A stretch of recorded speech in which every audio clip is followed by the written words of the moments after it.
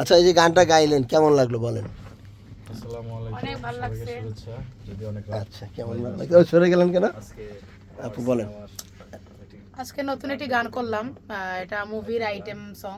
Item আসলে অন্যরকম ছিল গানটি, এটি অন্যরকম একটা এক্সপিরিয়েন্স। হয়তো রাত একটা হয়ে গেছে প্রায়। আসলে কালকে আছে, মানে আজকে পয়লা বৈশাখ, সো অনেক কাজ ছিল।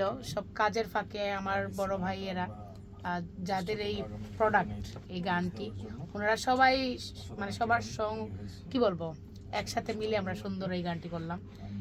পলক হাসান ভাইয়ের তত্ত্ব কি বলে এটাকে, বলেন পলক হাসান ভাই, বাকিটুকু বলেন আপনি একটু।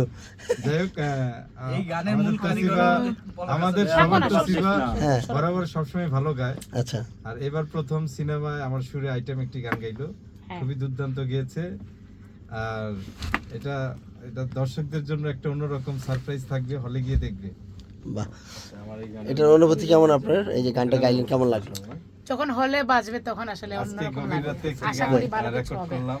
এন ফরাদ ভাই মিউজিক গানটি হচ্ছে করেছে, প্রীতিতে তুমি আমাদের রাসা। সালাউদ্দিন সাগর ভাই আর কে নিলয় বরাবর ভালো ডিরেকশন লিখেন। সিনেমার। আর সব মিলিয়ে তার অসাধারণ, কথা আমি বলার চেষ্টা ভাষা করেছি নেই, গাওয়ার। কি বলবো। ওকে, আপনাকে অনেক ধন্যবাদ। উনি বলছে আমাকে শুনে গান যাওয়ার রেডি জন্য। করে দিতে।